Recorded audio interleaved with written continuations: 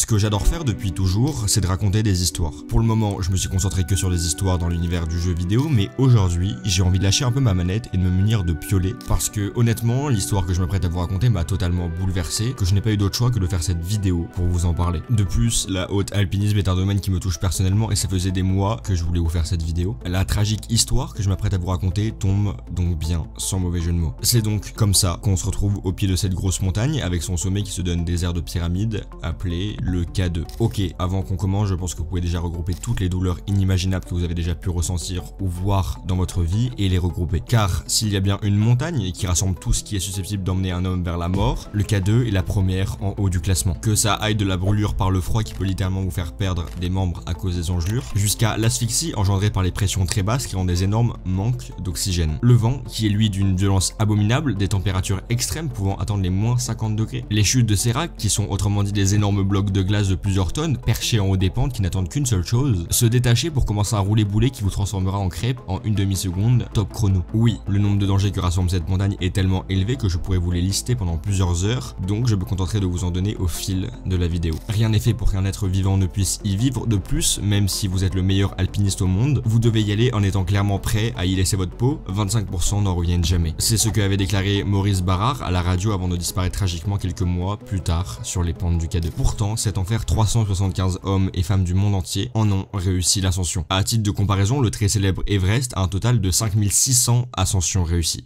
Le K2 porte vraiment bien son nom de montagne sauvage ou de cimetière à ciel ouvert. Parce que ce sommet mythique, il renferme de nombreuses histoires tragiques. Et aujourd'hui, on va enfiler nos gants d'alpinistes pour marcher sur les pas de l'expédition la plus meurtrière de tous les temps. Notre histoire commence bien loin des pentes népalaises avec la naissance de Wilco van Rooyen aux Pays-Bas. Enfant, il a connu une jeunesse heureuse, mais il est vite devenu un fanatique de la montagne et de l'escalade. Ce qui, on peut le dire, est assez ironique quand on sait que le point culminant de ce pays n'est qu'une vulgaire colline de 322 mètres de haut seulement. Mais ce n'est pas ce qui l'a empêché de devenir un fanatique de l'aventure et de la grimpe, sauf qu'il fut rapidement bloqué, car après avoir commencé ses études supérieures, il a pris un choix difficile en décidant d'arrêter ses études qu'il venait à peine de commencer pour se consacrer à plein temps à sa passion, la haute alpinisme. Sauf que pour monter, il faut avoir de l'argent, beaucoup d'argent. Et donc il va devoir faire des petits boulots, principalement dans la rénovation de maisons. Cela lui permettra de financer ses premiers voyages. Et Wilco, on pourrait se dire qu'il serait raisonnable en commençant par des petits sommets ou des petites expéditions. Non. Antarctique Sud, Antarctique Nord, il a réussi à atteindre les deux pôles géographiques par ses propres moyens. Il réussit l'ascension du mont Everest sans oxygène en 2004, en passant par la face nord qui est bien plus dure que la voie normale à cause de ses variations extrêmement soudaines de météo, mais aussi de ses pentes beaucoup plus raides. Ces deux exploits lui permirent de recevoir une certaine notoriété et de se faire respecter dans le monde de l'alpinisme, mais surtout de se faire aider par des sponsors, ce qui lui permet maintenant d'arrêter son petit job de rénovateur et même de construire une vie de famille. Et un soir, au dîner, alors qu'il rigolait avec sa femme tranquillement, il parla de l'idée de gravir le K2 sans oxygène. Sauf que cette blague,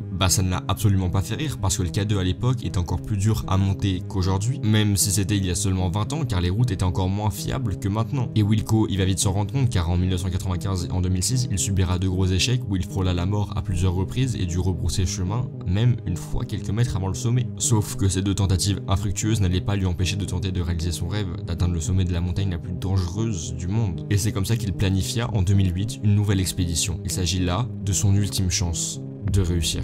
Cela faisait maintenant plusieurs semaines que lui et son équipe composée de 6 hommes attendaient patiemment d'avoir une fenêtre de tir météorologique pour pouvoir foncer vers le sommet. Ayant déjà atteint les premiers camps, fait de l'acclimatation en faisant plusieurs allers-retours entre le 1 et le 2, de nombreux obstacles impossibles à contourner comme la cheminée House à 6600 mètres, qui n'est rien d'autre qu'un mur à escalader d'une cinquantaine de mètres, ou encore la pyramide noire, qui est un passage très délicat entre le camp 2 et 3 à cause de nombreuses chutes de pierre ou de glace. Pourtant, malgré ça, il avait finalement réussi à atteindre le camp 3 qu'il connaissait maintenant plutôt bien. L'intervalle météo se dessina le 31 juillet et plusieurs expéditions s'empressèrent alors de rejoindre le camp 4 le plus rapidement possible. On trouve de tout, des Néerlandais, des Serbes, des Américains, des Sud-Coréens, des Norvégiens et même un Français du nom de Hugues Dobred, venu sur les pas du couple francophone Liliane et Maurice Barrard, mort sur les pentes du K2 en 1986. Ils se réunissent tous au soir, font un peu la fête en faisant des pronostics sur la météo ou encore sur le nombre de personnes qui atteindront le sommet demain. Ça reste bon enfant et même Wilco qui était resté sérieux depuis le début à cause de l'importance de cette ultime essai, arrive un peu à se détendre. Mais il est à des années-lumière d'imaginer que dans quelques heures, plus de la moitié des personnes qui l'entourent ne seront plus là. 70 alpinistes et Sherpas avaient tenté l'ascension durant cette saison. Ce soir du 31 juillet 2008, seulement 25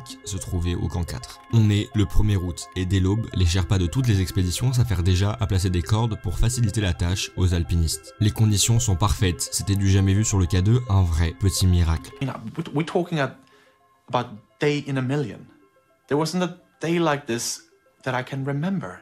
Retenez bien ce qu'il dit sur le fait qu'il faisait chaud, car vous verrez plus tard que ce qu'il appelle une chance sur 1 million deviendra après son pire cauchemar. Ils vont tenter un summit push, c'est l'expression utilisée quand on parle de profiter d'une fenêtre souvent assez courte, pour gravir ici précisément comme un symbole, les 666 derniers mètres qui séparent le camp 4 du sommet du K2. Sauf que je vous ai parlé de la cheminée House ou de la pyramide noire qui ont été des obstacles pour Wilco et son équipe, mais en réalité ce n'est rien par rapport à la dernière difficulté, le bottleneck. C'est un couloir extrêmement raide et étroit surplombé par d'énormes séracs prêts à se décrocher à tout moment. Les Sherpas font une terrible découverte en arrivant au pied du bottleneck. Ils n'ont plus suffisamment de cordage pour assurer la montée jusqu'au sommet. Cela risque de retarder l'ascension et certains grimpeurs décident même de faire demi-tour. Car malgré tous leurs efforts, ils savent pertinemment qu'ils ne pourront pas atteindre le sommet et revenir quand il fera encore jour. Et la nuit, il est fortement déconseillé de rester sur les pentes du K2. Malgré le manque de fixation, dans le bottleneck, plusieurs grimpeurs arrivent à se faufiler et à passer cette difficulté sans se faire écraser par les énormes séracs. Sauf que l'un d'entre eux se décroche de la ligne continue en voulant doubler une norvégienne.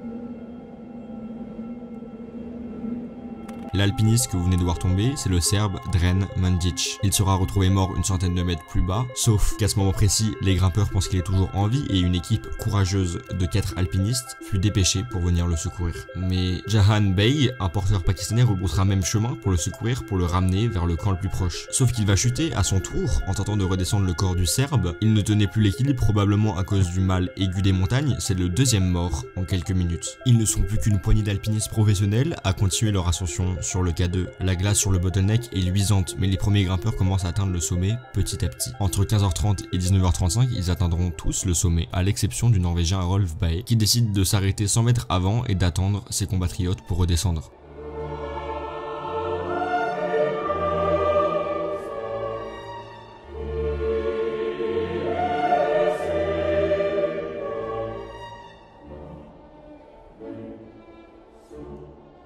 Ils l'ont vraiment fait, la vue est à couper le souffle. Les drapeaux sont sortis, les appareils photo, les téléphones satellites aussi. Ils sont 18 à avoir réussi à atteindre le sommet, mais maintenant il va falloir que les 18 arrivent aussi à redescendre. Parce que monter c'est bien, mais les alpinistes le savent, descendre c'est bien plus dur. La nuit tomba rapidement vers 20h30 et le vent aussi. L'expédition norvégienne composée de Lars Nessa, Rolf Bae qui les attendait et sa femme Cecil Skog commence donc à descendre dans le bottleneck, sauf que...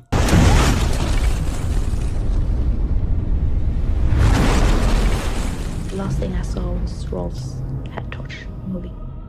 Cécile venait de voir son mari disparaître sous ses yeux. Celui-ci vient d'être pris dans une chute de sérac. Son corps ne sera jamais retrouvé. Cette chute de blocs de glace eut pour conséquence de rompre toutes les cordes qui étaient prévues pour descendre. Heureusement, ce qui restait de l'expédition norvégienne parvint à rejoindre le camp 4 vers 23h grâce à des cordes de secours. Le bottleneck était maintenant dépourvu de cordes fixes posées initialement et encombré par de gros blocs de glace. Et les 15 grimpeurs restés au-dessus cèdent à la panique et partent même dans différentes directions, tandis que certains sont obligés de s'arrêter, épuisés. Tous les yeux des alpinistes se trouvant en camp 4 se tournent vers les lumières qui descendent dans la nuit. Ils ont raison d'avoir peu d'espoir sur le destin de ces grimpeurs. Wilco s'arrête et décide de monter un camp de fortune pour tenter de passer la nuit avec 2 autres alpinistes. Sauf que là, ils sont dans la dead zone au-dessus des 8000 mètres. Chaque seconde que vous y passez vous rapproche un peu plus de la mort. Tous les autres grimpeurs décident de descendre, même s'il n'y a pas de corde. Le français Hugues Dobred tombe de fatigue, pris d'un mal aigu des montagnes en essayant de rejoindre le camp 4. Lui aussi, son corps ne sera jamais retrouvé. C'était comme Wilco, son ultime ascension, et il avait promis lui aussi à sa femme qu'il allait rentrer vivant. Celle-ci n'était pas du tout d'accord pour qu'il monte le K2. Une seconde chute de sérac du Chaleur fort de la matinée emporta Karim Berarban,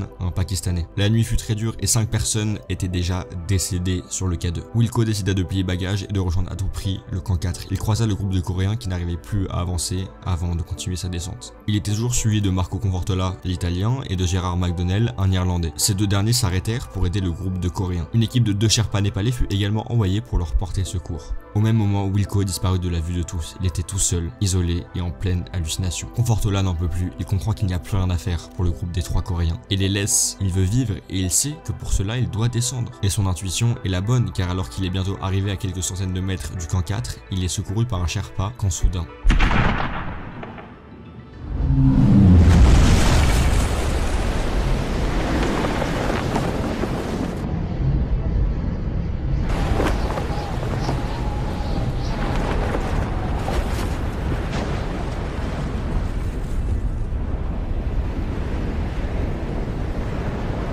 Sur les 3 Coréens, seulement le corps de 2 d'entre eux seront trouvés, 2 cousins. McDonnell et les 2 Sherpas népalais qui étaient restés pour les secourir perdirent eux aussi la vie. Malgré tout, Confortola a rejoint le camp 4 après 36 heures au total dans la Death Zone. 18 heures plus tard, Wilco fut retrouvé par 2 Sherpas à l'article de la mort. C'était un vrai miraculé, il avait réussi l'exploit de passer 60 heures dans la Death Zone sans assistance, qui est aujourd'hui l'un des plus gros records de l'alpinisme moderne. On l'escorta au camp de base et évacué en hélicoptère le 4 août à cause de gélures aux pieds. Il finit par perdre plusieurs orteils. Marco fut lui aussi évacué par hélicoptère. Au total, on recense 11 morts. J'ai essayé de reconstituer cette histoire, mais des années et des années après, on a toujours des zones d'ombre sur ce qui s'est réellement passé le 1er août 2008 sur la montagne la plus meurtrière. Cette tragédie fit immédiatement le tour du monde à la vitesse de la lumière, et aujourd'hui ça reste l'une, si ce n'est la tragédie la plus marquante de toute l'histoire de la haute alpinisme. Donc non, la montagne n'est pas un terrain de jeu, d'autant plus quand on parle de sommets dépassant les 8000 mètres. Malgré les énormes régulations sur les permis d'ascension, le nombre de décès ne fait qu'augmenter. Rien qu'en 2023, on a eu la saison la plus meurtrière de l'histoire sur l'Everest avec 17 décès, et dans la plupart des cas, c'était dû au mal de montagne qui peut être évité avec une grosse préparation ou une sélection à l'entrée plus ferme. Pourtant, rien ne change. Les pentes des sommets deviennent des dépotoirs où s'entassent les alpinistes en attendant leur sommet de push, parfois pendant des semaines, pour se retrouver au final dans des embouteillages dangereux au milieu de crêtes ultra pentues où il est possible de basculer dans le vide à tout moment. Honnêtement, certains alpinistes fortunés tentent l'impossible en organisant littéralement des suicides collectifs, car oui, les Sherpas qui sont payés pour les aider n'ont pas d'autre choix que de les suivre dans leur choix stupide, même s'ils savent très bien qu'il n'y a que la mort au bout.